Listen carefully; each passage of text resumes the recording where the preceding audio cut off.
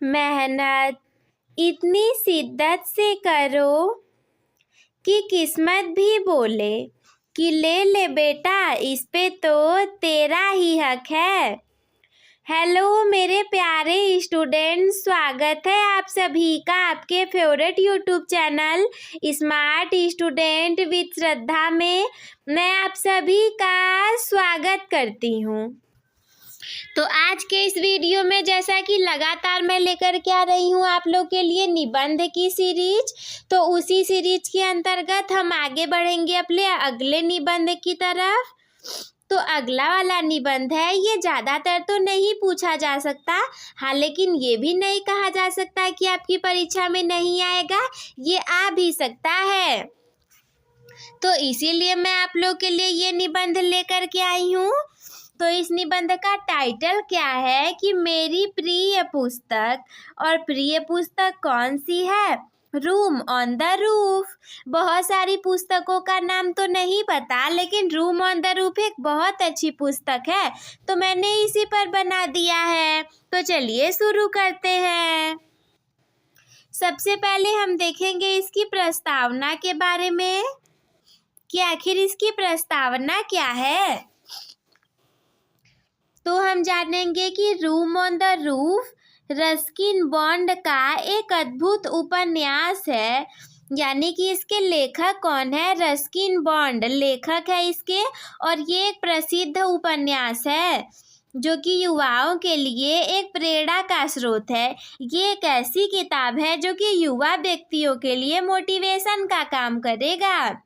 ये उपन्यास एक अनाथ लड़के रस्टी के जीवन के इर्द गिर्द घूमता है, यानी कि ये जो उपन्यास है ये इसमें ना एक लड़का है जिसका नाम है रस्टी, और उसी के अगल बगल की ये उपन्यास है जो कि स्वतंत्रता और दोस्ती की तलाश में अपने घर से भाग जाता है।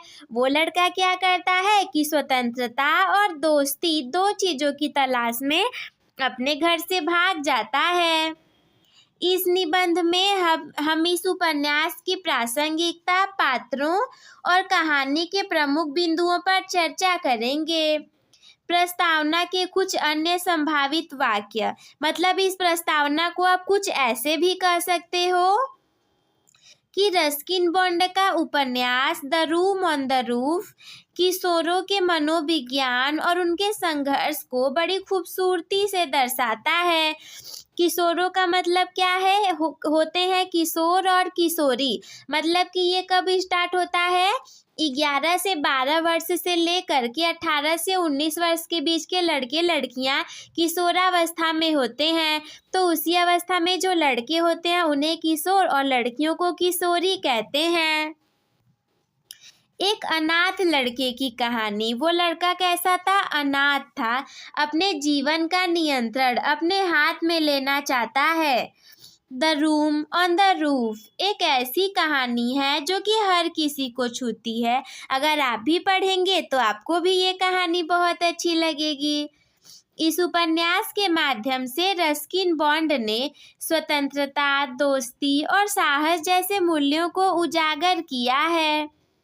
आप अपनी पसंद के अनुसार इन वाक्यों को अपनी प्रस्तावना में शामिल कर सकते हैं, मतलब कि आप जैसा भी लिखना चाहो, अगर आपको समझ में आ गया तो आप अपनी प्रस्तावना में जैसे भी लिख सकते हो, अगर आपको अच्छा लगे। अगर आपको तो यही सारी चीज़ें हैं। अगर आप निबंध के अन्य हिस्सों के बारे में जानना चाहते हैं तो मुझे बताएं, मैं तो आप लोग को बताऊंगी ही। मुझे उम्मीद है कि ये जानकारी आप लोग के लिए उपयोगी रही होगी। यदि आप चाहें तो मैं आपको निबंध के अन्य भागों जैसे कि मुख्य शीर्षक और निष्कर्ष लिखने में भी मदद कर सकती हूँ, और ये तो मैं आप लोग को बताऊंगी ही। तो चलिए आगे बढ़ते हैं। तो कहानी का टाइटल क्या था? The room on the roof, जिसे कि हम हिंदी में बोलेंगे छत पर कमरा, मतलब रूम ऑन द रूफ। एक युवा विद्रोही की कहानी। एक युवा जो कि विद्रोही था, उसी की कहानी है ये। रस्किन बॉन्ड का उपन्यास छत पर कमरा एक युवा उत्साही लड़के रष्टि की दिल को छू लेने वाली कहानी है। अनाथ और दमनकारी घर में कैद रष्टि स्वतंत्रता और रोमांच की तलाश करता है। सपनों से भरे दिल और जेब में थोड़े से पैसे के साथ वो अपने घर कैद से भाग जाता है और छत पर एक प्यारा सा कमरा किराए पर ले लेता है। ये साधारण कार्य रष्टि की आत्मखोज की यात्रा की शुरुआत का प्रतीक है। वह देहरादून शहर की जीवंतता का अन्वेषण करता है और नए दोस्त बनाता है और किशोरावस्था की खुशियों और चुनौतियों का अनुभव करता है। स्थानीय लड़के रणबीर के साथ उसकी दोस्ती गहरी होती जाती है। यानी कि एक और लड़का था जिसका कि नाम था रणबीर, उससे रष्टि की दोस्ती काफ़ी अच्छी खासी हो जाती है क्योंकि वे रहस्य, हंसी और सपने साझा करते हैं। साथ में वे सामाजिक दबावों और व्यक्तिगत दुविधाओं का सामना करते हुए बड़े होने की जटिलताओं को पार करते हैं। और अगर इतनी सारी चीज़ें आप अपने दोस्त के साथ करोगे तब तो वो आपका पक्का वाला मित्र तो बन ही जाएगा।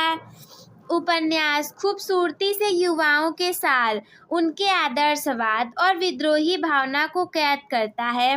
रष्टि के अनुभव सभी उम्र के पाठकों के साथ गूंजते हैं, हमें व्यक्तित्व, साहस और खुशी की खोज के महत्व की याद दिलाते हैं। उसकी आंखों के माध्यम से हम प्रकृति की सुंदरता, मानवीय संबंधों की गर्मजोशी और आशा की शक्ति को भी देखते हैं। छत पर कमरा यानी कि the room on the roof एक कालातीत क्लासिक है जो कि पीढ़ियों को प्रेरित करता रहता है।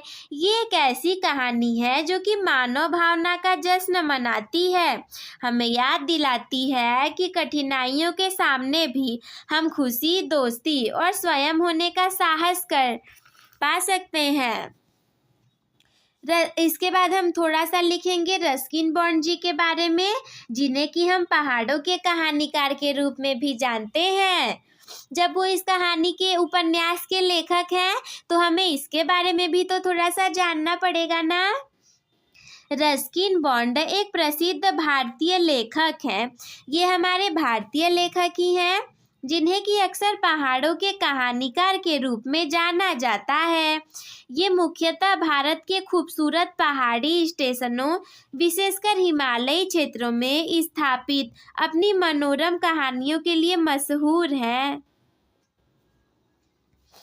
और क्या है इनके बारे में? रस्किन बॉन्ड के काम के कुछ प्रमुख पहलू, भावुक और भावुकतापूर्ण इनकी कहानियाँ अक्सर एक पुरानी याद दिलाती हैं, पाठकों को सरल समय में वापस ले जाती हैं। प्रकृति उन्मुख, बॉन्ड का प्रकृति के लिए गहरा प्यार और उनके हरे भरे परिदृश्य शांत जंगलों और छोटे गांवों के विवरणों में स्पष्ट है। सरल भाषा, इनकी लेखन शैली सरल और आकर्षक है जो कि इनकी कहानियों को सभी उम्र के पाठकों के लिए सुलभ बनाती है। अगला है बचपन और युवावस्था पर ध्यान केंद्रित। इनकी कई कहानियाँ युवा पात्रों के अनुभवों और भावनाओं के इर्द गिर्द घूमती हैं। इनकी कुछ प्रमुख प्रसिद्ध कहानियों में कौन कौन सी हैं? छत पर कमरा यानी कि the room on the roof. दूसरा है नीला छत, द ब्लू अम्ब्रेला, नीला छाता सॉरी, द ब्लू अम्ब्रेला। कबूतरों की उड़ान, a flight of pigeons, Deoli की रात की ट्रेन, the night train at Deoli. Ruskin Bond का भारतीय साहित्य में योगदान बहुत बड़ा है। इनकी कहानियाँ पाठकों को प्रेरित और प्रसन्न करती हैं, पीढ़ियों पर एक स्थायी प्रभाव छोड़ती हैं। रस्किन बॉन्ड हिमालय में छत पर कमरा पुस्तक का कवर क्या इसके बाद ये पूरी का जानने के बाद कहानी हम इसके कुछ उपसंहार के बारे में देखेंगे, क्योंकि जब निबंध पूरा होता है तो हमें उसका उपसंहार भी तो लिखना होता है। तो निबंध का मूल स्वरूप क्या था? मेरी प्रिय पुस्तक निबंध आमतौर पर किसी एक विशेष पुस्तक के बारे में लिखा जाता है जिसे लेखक ने पढ़ा है और जिसने उसे बहुत प्रभावित किया है। निबंध में लेखक अपनी पसंदीदा पुस्तक के बारे में विस्तार से बताता है, जैसे कि उसमें क्या कहानी है, कौन से पात्र हैं, लेखक कौन से हैं और इस पुस्तक ने लेखक पर क्या प्रभाव डाला। रूपांतरण के लिए स्वभाव, मतलब आप इसमें क्या कर सकते हो, विभिन्न दृष्टिकोण। आप इस निबंध को विभिन्न दृष्टिकोणों से लिख सकते हैं, जैसे कि आप अपनी पसंदीदा पुस्तक के बारे में एक व्यक्तिगत कहानी के रूप में लिख सकते हैं, या आप उस पुस्तक के सामाजिक या सांस्कृतिक महत्व के बारे में भी लिख सकते हो। विशिष्ट विवरण में निबंध को और अधिक रोचक बनाने के लिए आप पुस्तक के विशिष्ट विवरणों का उपयोग कर सकते हैं। उदाहरण के लिए आप पुस्तक के किसी विशेष दृश्य का भी वर्णन कर सकते हैं जो कि आपको पसंद हो, या तो आप पुस्तक के किसी पात्र के बारे में अधिक जानकारी दे सकते हैं जो आपको पसंद हो। भाषा एवं शैली, आप अपनी भाषा और शैली को अपनी पसंद के अनुसार बदल सकते हैं। आप औपचारिक भाषा का उपयोग भी कर सकते हैं या आप अधिक अनौपचारिक भाषा का भी उपयोग कर सकते हैं। उदाहरण, आप अन्य पुस्तकों या लेखकों से उदाहरण देकर अपने निबंध को समृद्ध बना सकते हो। उपसंहार के लिए कुछ सुझाव आप लोग ले लो, जैसे कि मुख्य विचारों का सार। उपसंहार में आप अपने निबंध के मुख्य विचारों का सारांश प्रस्तुत करोगे। ये मैं बता रही हूँ कि अगर आप इसके अलावा और कोई बुक आपको पसंद होगी लिखोगे तो। निजी प्रभाव, आप बताएंगे कि इस पुस्तक ने आपको किस प्रकार से प्रभावित किया, और पाठकों के लिए भी संदेश दे सकते हो। आप अपने पाठकों को इस पुस्तक को पढ़ने के लिए प्रोत्साहित कर सकते हो, जैसे कि उपसंहार का उदाहरण भी मैं आप लोग को थोड़ा सा दे दूं। अंत में आपको जो भी पुस्तक पसंद हो उस पुस्तक का नाम लिखो, फिर लिखो कि एक ऐसी पुस्तक है जिसने मुझे जीवन के कई पहलुओं के बारे में सोचने पर मजबूर किया है। उसके बाद आप उस पुस्तक का कुछ संदेश भी लिख सकते हो। फिर लिखोगे, इस पुस्तक का संदेश मेरे जीवन में हमेशा बना रहेगा। मैं इस पुस्तक को सभी को पढ़ने की सलाह देता हूँ क्योंकि ये एक ऐसी पुस्तक है जो कि आपको हंसाएगी, रुलाएगी और सोचने पर मजबूर करेगी। तो ये हो गई मेरी पूरी वीडियो। आई होप कि आप सभी लोग को समझ में आ गया होगा। तो अपने टॉपर बनने की जर्नी एक टॉपर के साथ शुरू करने के लिए चैनल को सब्सक्राइब करना ना भूलें। आज के इस वीडियो को लाइक कर दीजिएगा ताकि ये ज़्यादा से ज़्यादा लोगों तक फैल सके और हमारे यूट्यूब फैमिली 1000 की पूरी हो सके। अपने दोस्तों के साथ भी शेयर कर दीजिएगा। अगर कोई भी डाउट आपके मन में हो तो हमसे कमेंट बॉक्स में पूछना ना भूलें। वीडियो देखने के लिए धन्यवाद। Love you all. Take care. Bye bye. Keep smile.